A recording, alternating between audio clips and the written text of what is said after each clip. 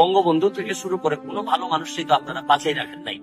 আমারে বলেন যে আমি নাকি দালালি করি, সরকারের দালালি করি। সারা জীবন আপনাদের জন্য বিভিন্ন ভাবে প্রতিবাদ করে অনেক কিছু হারাইছি জীবনে। আমি গাড়ি দিতে চাই না আমার সেটার সরকার, যেই তত্ত্বাবধায়ক সরকার, বালের সরকার নাম দিয়েছ, অন্তর্বর্তীকালীন সরকার যদি 24 ঘন্টার মধ্যে কোনো মামলা দায়ের না করে, তোকে জয় বাংলা। যদি আপনারা শেখ হাসিনাকে আবার ক্ষমতায় না নিয়ে আসেন, বাংলাদেশ ফিলিস্তিনের মতো এরকম অবস্থা হবে।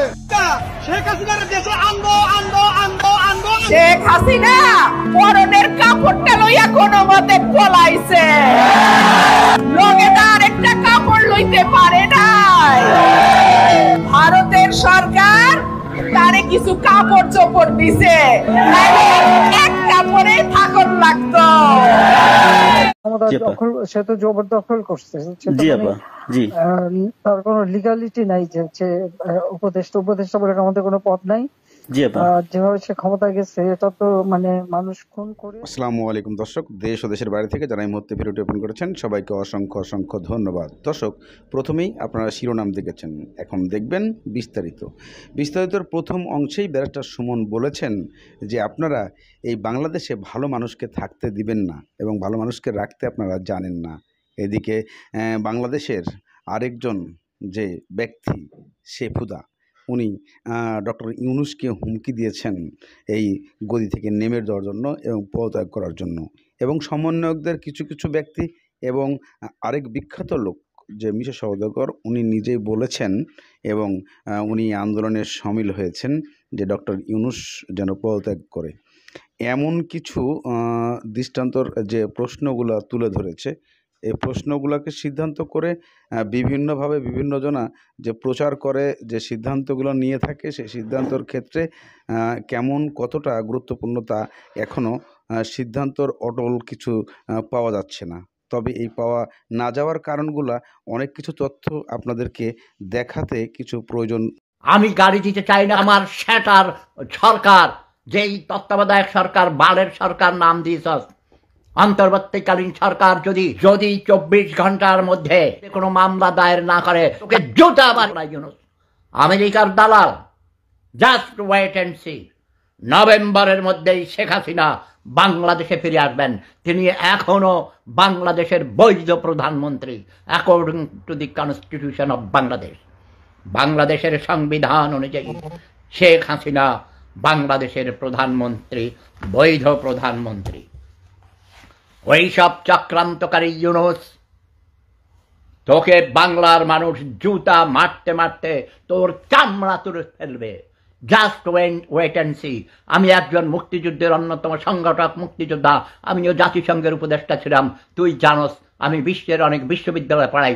তোকে এই ডক্টর ইউনূস খানকির ফলা কুত্তার বাচ্চাকে আমি স্বনির্ভরের ট্রেনিং দিয়েছি। হারামজাদা রাজাকার, গরিবের চোদা গরিব, একবেলা ঠিক খাইতে পারস নাই, এত বিলিয়ন বিলিয়ন ডলার কেমনে বানাইছ? ঘুষ দিয়ে তুই শান্তিতে নোবেল পুরস্কার এনেছিস। তুই পৃথিবীতে অশান্তি সৃষ্টি করেছিস, বাংলাদেশে অশান্তি সৃষ্টি করেছিস। আমি আজকে অনেক দিন পর হাসপাতাল থেকে আসার পর আমি কোনো শব্দ বোমা মারি নাই। যারা ৭১-এর মহান মুক্তিযুদ্ধের বিরোধিতা করেছিস তাদের বাংলাদেশে থাকার অধিকার নেই। খানকির বলারা, তোরা পাকিস্তানে যা, তোরা পাকিস্তানের দাস, তোরা আমেরিকান সাম্রাজ্যবাদ, একচেটিয়া পুঁজিবাদের দালাল। যে আমেরিকান সাম্রাজ্যবাদ এদেশের স্বাধীনতার বিরোধিতা করেছিল। জয় বাংলা। যদি আপনারা শেখ হাসিনাকে আবার ক্ষমতায় না নিয়ে আসেন, বাংলাদেশ ফিলিস্তিনের মতো এরকম অবস্থা হবে। শেখ হাসিনার দেশে আনবো আনবো আনবো আনবো আনবো। সাবেক প্রধানমন্ত্রী শেখ হাসিনা দেশ ত্যাগের পর বিগত কয়েকদিন ধরে দেশে সম্পূর্ণ মর্যাদা দিয়ে শেখ হাসিনাকে ফিরিয়ে আনতে চান অধিকাংশ ছাত্র জনতা। এবার তাদের সাথে যুক্ত হলেন ঢাকাই সিনেমার শীর্ষ ফল অভিনেতা মিশা সওদাগর। জয় বাংলা, জয় বঙ্গবন্ধু। এই সরকারের বিরুদ্ধে গিয়ে কোনো কাজ হবে না। দেশের উন্নয়নের ধারাবাহিকতা ধরে রাখার জন্য বাংলাদেশের শেখ হাসিনাকে প্রয়োজন বলে মনে করেন এই অভিনেতা। এদিকে উপদেষ্টা ও সমন্বয়কদের নিয়ে উঠে আসছে নানা প্রশ্ন। সমন্বয়ক কোত্থেকে চলে আসলো? আমাদের এখন আর সমন্বয়ক সহ সমন্বয়ক প্যানেল নেই, কারণ আমাদের আন্দোলন শেষ। যোগ্যতা ছাড়া কিভাবে উপদেষ্টা হলেন নাহিদ ইসলাম ও আসিফ মাহমুদ? এই ধরনের উদ্ভট অপদার্থ অযোগ্য উপদেষ্টা দিয়ে আমরা কি করব? এই ধরনের উপদেষ্টা হয়তো অন্তর্বর্তীকালীন সরকারকে ডুবাই দিবে। এবং এছাড়াও সমন্বয়ক হাসানাত আব্দুল্লাহ ও শারজিস আলম কোথায় পেল এত টাকা, কিভাবে কোটি টাকার গাড়িতে চলে, বর্তমানে লাখ লাখ টাকা খরচ করে দেশ সফরে যাচ্ছে, এ নিয়ে নানা প্রশ্ন সাধারণ জনগণের। প্রিয় দর্শক, এই বিষয়গুলো আপনি কিরকম দেখছেন জানিয়ে দিন কমেন্ট বক্সে। শেখ হাসিনা পরনের কাপড়টা লইয়া কোনো মতে পলাইছে, লগে তার একটা কাপড় লইতে পারে নাই। ভারতের সরকার তারে কিছু কাপড় চোপড় দিছে, এক কাপড়ে থাকন লাগতো। আমরা একেবারে নিশ্চিহ্ন না হয়ে যাওয়া পর্যন্ত কিছুতেই ক্ষমতার চেয়ারটা ছাড়তে চাই না। সার্চ কমিটি নিয়ে অনেকগুলো কথা হতে পারে। আমরা একটা কথাই বলেছিলাম যে যদি 5 জন ফেরেশতাকে নির্বাচন কমিশনার হিসেবে বসানো হয় তাহলেও একটি সুষ্ঠু নির্বাচন সম্ভব নয় যদি না সরকার, দল এবং রাজনৈতিক কর্মী যারা আছেন তারা সুষ্ঠু নির্বাচন চান। সার্চ কমিটি গঠনের ব্যাপারে আমি এটুকুই বলতে চাই, যেহেতু এই পজিশনগুলোতে, এই সাংবিধানিক পদগুলোতে যখন যেই সরকার ক্ষমতায় আসে, যেই দল ক্ষমতায় আসে, তারা আপ্রাণ চেষ্টা করে তাদের নিজেদের লোকদেরকে পদায়ন করতে। সুতরাং আমরা মনে হয় যদি আমরা ওপেন করে দেই সার্চ কমিটিটা, যে রাজনৈতিক দলগুলো নাম দেখ, তাদের মধ্যে কোন দল তাদেরকে নাম দিচ্ছে সেই নামগুলো পাবলিক করা হোক, সেগুলোর উপরে এই ধরনের গোল টেবিল আলোচনার আয়োজন করা হোক, তাদের পক্ষে বিপক্ষে বিতর্ক হোক, তারপরে সেখান থেকে নাম নিয়ে আমরা সার্চ কমিটি গঠন করব।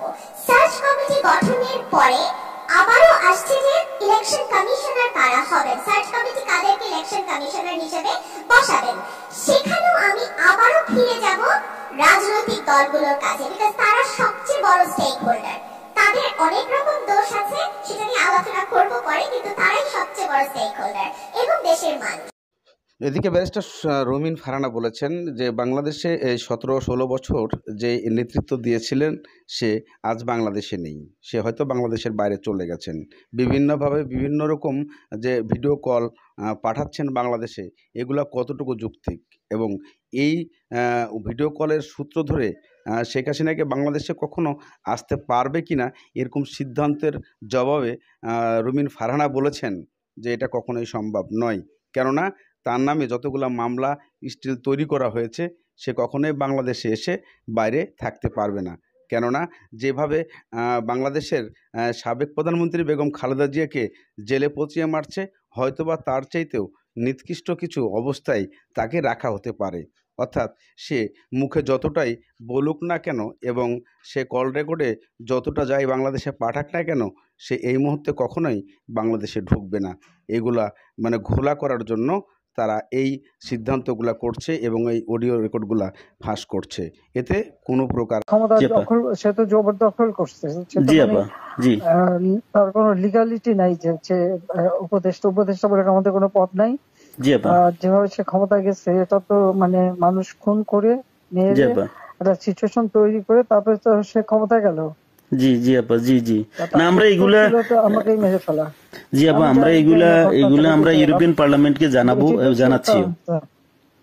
আর তাছাড়া আমি তো পদত্যাগ করি নাই। জি আপা, আপা সবচেয়ে বড় কথা হচ্ছে যে আমাদের কনস্টিটিউশনের আর্টিকেল 57 অনুযায়ী যেভাবে পদত্যাগ করতে হয়, জি আপা, আমার কিন্তু সেভাবে পদত্যাগ করা হয়নি এবং সে কিন্তু ওই জন্য 6 তারিখে জায়গায় 5 তারিখে নিয়ে আসলো। জি, আর 5 তারিখে নিয়ে আসার ফলে আমার পক্ষে তখন এমন ভাবে চারিদিকে লোক ঘেরাও, আমি দেখলাম যে এখন যদি ফায়ার ওপেন করে আমার এখানে সিকিউরিটি, তাহলে শত শত লোকের লাশ পড়বে। জি আপা, জি সেটা লাশ ফেলে আমি ক্ষমতা থাকতে চাই না। কিন্তু যখন আমার একটা সিচুয়েশন হয়ে গেল যে আমার সিকিউরিটি যাওয়া এগুলো বাধ্য হয়ে তখন আমাকে সরে যেতে হলো গণভবন থেকে, যার ফলে আমার বঙ্গভবনে যে মহামান্য রাষ্ট্রপতির কাছে আমার পদত্যাগপত্র জমা আমি দেইনি। জি আপা, কাজে আমার কিন্তু পদত্যাগ হয়নি। আমি কিন্তু এখনো বাংলাদেশে constitutional prime minister, elected prime minister. জি আপা, আমি আসলে দেশে কাউকে সেটা এমনি কিছু পাবলিশ করতে দেয় না, কিন্তু এমনি তো জি আপা ফেসবুকে বা এসে বেশ কিছু ডকুমেন্ট ওরা নিজেও দিচ্ছে যে কিভাবে মানুষ মারতেছে, জি জি খুন আপা জি করতেছে, জি এগুলো আপা তো আছে, জি জি আপা চুল জীবন থেকে নিয়ে নেওয়া যেতে পারে। আমি আপা আর ওই যে দেশে তো থাকার কথা। জি আপা জি আপা আমি আপা ওই যে এর মানে এখানে যে ইন্ডিয়ান অ্যাম্বাসেডর আছে আমাদের ডক্টর মাসুদ আছে নিউ ইয়র্কে। জি আপা আমি আপা ওনাদের সাথে আমার যোগাযোগ নাই আসলে আপা আমি এখানে মেইন স্ট্রিমে পলিটিক্সে ছিলাম আর তাছাড়া আমি আমি আপনাকে বলি আমি 1988 সালে আপনার সাথে দেখা হয়েছিল লাস্ট তখন আমাদের ওই যে আমার বাড়ি আপা ওই যে নোয়াখালী সোনাইমুড়িতে আমি সোনাইমুড়ি থানা ছাত্রলীগের সেক্রেটারি ছিলাম তখন আমাদের গোলাম সারোয়ার আসসালামু আলাইকুম। শেখ হাসিনার একটা ফোন রেকর্ড বের হয়েছে, সেই ফোন রেকর্ড শুনে অনেকেই হয়তো হাসাহাসি করেছেন, অবজ্ঞা করেছেন, ট্রল করছেন। এটা তো সম্ভব না কোনোভাবেই। আমিও আপনাদের মতো মনে করি যে এটা আদৌ সম্ভব না। কিন্তু যদি আপনি কিছু বিষয় চিন্তা করেন, ধরেন সবশেষ ডিসি নিয়োগ, সচিবালয়ে এই নিয়োগ নিয়ে হাতাহাতি মারামারি, আলী ইমাম মজুমদারকে নিয়ে যে আলোচনা সমালোচনা যেগুলো চলছে, পুলিশের গুরুত্বপূর্ণ কিছু পদের ভেতরে আপনি র্যাবের ডিজির কথাও যদি চিন্তা করেন, যে এই মনিরুল এবং বেনজির এই খুনিদের সাথে যার চরম সখ্যতা ছিল, সে র্যাবের ডিজি, তারা আবার 1 বছরের জন্য ইয়েও বাড়ানো হচ্ছে। তো এইসব বিষয়গুলো যদি আপনি দেখেন, তার সাথে শেখ হাসিনা গত 15 বছরে যে লুটপাট সে আর তার পরিবারের লোকজন করেছে, সে লুটপাটে তো বাংলাদেশের রিজার্ভ এখন বলা হচ্ছে $20 বিলিয়ন। এই 20 বিলিয়নের কত গুণ যে শেখ হাসিনার তার পরিবারের কাছে আছে সেটা আপনারা সহজেই অনুমান করতে পারেন। এক, যেই পারমাণবিক যে বিদ্যুৎ কেন্দ্র, সেখান থেকেই তারা খেয়ে দিয়েছে $5 বিলিয়ন। এবার কত বিলিয়ন ডলারের মালিক তারা এই কয়েক বছর হয়েছে সেটা একটু চিন্তা করে দেখেন। সো এই যে টাকা পয়সা, এই টাকা পয়সা দিয়ে তো সব সময় তারা চেষ্টা করেই যাবে। শেখ হাসিনা দেখেন, ওর তো শয়তানও মনে হয় মাঝে মধ্যে কিছুক্ষণের বিশ্রাম নেই যে আমি একটু শয়তানি বন্ধ করি, সারা জীবন করছি আবার সারা জীবন করব, ওর তো সেটা বন্ধ থাকে না। ওর মাথায় থাকে যে আর কয়দিন বাঁচবো, যেই কয়দিন বাঁচি শয়তানি যা আছে ভেতরে সব দিয়ে শেষ করে যাইতে হবে।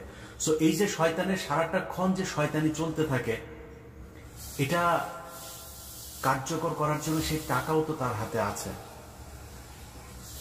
এখন সে যদি সেটা করে, একটা ছোট্ট কথা বলি, ধরেন আমাদের দেশে এই মুহূর্তে যারা সরকারে আছেন, আমি ডক্টর মোহাম্মদ ইউনূস, তিনার প্রতি বাংলাদেশের প্রতিটা মানুষ, আমার মনে হয় কে আওয়ামী লীগ করে, কে বিএনপি করে, কে জামাত করে, বাংলাদেশে যারা আছেন, সরি আওয়ামী লীগ বাদ, মানে এর বাইরে সাধারণ মানুষ, বিএনপি জামাত যারা যারা আছেন, সবাই কিন্তু হয়তো বিএনপির লোকজন চেষ্টা করছে যে তারা ক্ষমতায় আসবে, জামায়াতের লোকজন চেষ্টা করছে তারাই ক্ষমতায় আসবে, কিন্তু আমার মনে হয় কারো ওই ধরনের অভিযোগ ক্ষোভ নাই ডক্টর মোহাম্মদ ইউনূসের বিরুদ্ধে যে তাকে ক্ষমতা থেকে সরাইতে হবে।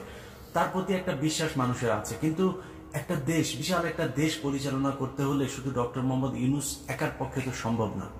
যারা তার আশপাশে আছেন, এক একজনের বিরুদ্ধে এক এক ধরনের কথাবার্তা, এরই মধ্যে নানান বিতর্ক শুরু হয়েছে। এই যে বিতর্কগুলো হচ্ছে, চিন্তা করেন যে দেশ পরিচালনা করতে গিয়ে একদম ইমিডিয়েট যদি আমি আপনাদের যে স্বপ্ন নিয়ে এই দেশটা স্বাধীন হয়েছে এবার সেটা নিয়ে যদি কথা বলি, এখানে সেনাবাহিনীর একটা ধরপাকড় হওয়া প্রয়োজন ছিল, সেটা হয় নাই। সেনাবাহিনীর ভেতরে তো এই গত 15 বছরে সেনাবাহিনীকে তো আর সেনাবাহিনীর জায়গায় রাখা হয় নাই। মানুষ মানে কি বলবো যে বাজে কথাও তাদেরকে ডেকে থাকে। তো এটা তো একদম মানে খুব যে মানে কি বলবো যে অসঙ্গতিপূর্ণ তা তো না। এটা বলার পেছনে অনেক যৌক্তিক কারণ আছে। আমি গত 2-3 দিন আগেও দেখলাম যে সেনাবাহিনীর লোকজন এই ডক্টর মোহাম্মদ ইউনূসের সাথে যে থাকেন, 2-3 জন অফিসার তার পাশে দেখলাম, 2-3 জনের সবার পেট মোটা, বিশাল বড় পেট। মানে এইটা সেনাবাহিনী কিভাবে সম্ভব? এই সেনাবাহিনী দিয়ে দেশ রক্ষা করা যাবে, সার্বভৌমত্ব রক্ষা করা যাবে, যুদ্ধ করা যাবে? প্রশ্নই আসে না। এর আগে এক সেনাপ্রধান ছিল শফি, সে বলেছে তাদেরকে ভাত খেতে দিচ্ছে 3 বেলা, এটা বিশাল আকারে একটা মানে সফলতা আওয়ামী লীগ সরকারের। শেখ হাসিনার প্রতি কৃতজ্ঞতা জানিয়ে তিনি টক শোতেও কথা বলেছেন। এই যে কাজগুলো করে গেছে, এটা করে সেনাবাহিনীকে ধ্বংস করে গিয়েছেন। সেনাবাহিনী আওয়ামী লীগ যেভাবে দলীয়করণ করে তার 14 গোষ্ঠী তারপর বাছাই যাচাই করে সেনাবাহিনীর পদে এনে বসিয়েছেন, তাকে তো পরের 3 দিনের ভেতরে মূল কাজ হওয়ার কথা যে সেনাবাহিনীর এদেরকে সরাইতে হবে। পুলিশের ভেতরে এখনো পর্যন্ত অনেক পুলিশের, আপনি খুলনা রেঞ্জের ডিআইজি হচ্ছে রেজা, আরে সারা জীবন খুনের সাথে জড়িত, জাসদ ছাত্রলীগ করে এসছে, তাকে বসানো